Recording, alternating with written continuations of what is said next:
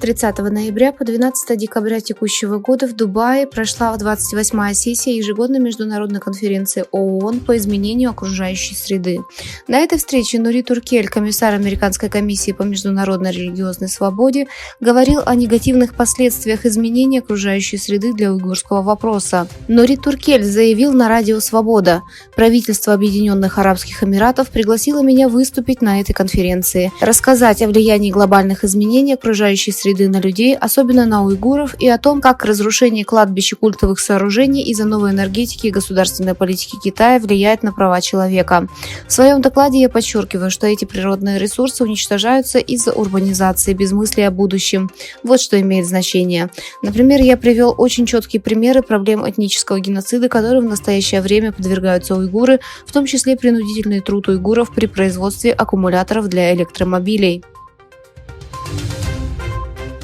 Канадский корпоративный надзорный орган начинает расследование в отношении компании ГЭС на предмет ее возможных связей с принудительным трудом уйгуров в оккупированном Китаем Восточном Туркестане.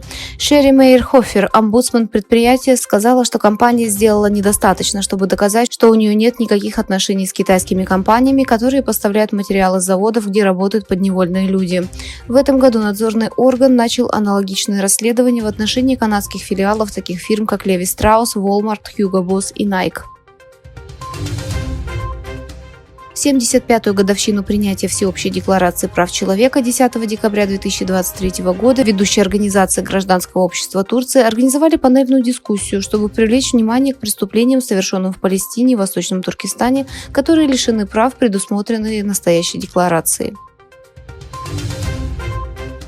В Мьянме 3 вооруженные повстанческие группировки, захватившие ряд пунктов на севере страны, встретились с администрацией хунты при посредничестве Китая. Зо Мин Тун, пресс-секретарь администрации хунты, сказал: «Координационный комитет национального единства и миротворчества Мьянмы с помощью Китая встретился с представителями вооруженных этнических групп». Гао Яодзи, врач-активист, который раскрыл эпидемию СПИДа в сельских районах Китая в 90-х годах, умер в возрасте 95 лет в Соединенных Штатах, где он жил в изгнании. Когда его заявление о СПИДе, которым по оценке в то время заразились десятки тысяч людей, разозлили китайское правительство, Гао Яодзи был вынужден переехать в США. Австрия смягчает свою позицию по присоединению Болгарии и Румынии к Шенгену. Австрия, выступающая против присоединения Румынии и Болгарии к шенгенской зоне свободного передвижения, заявила, что может пойти на уступки в отношении авиаперелетов только в обмен на более строгие меры безопасности на внешних границах Европейского Союза.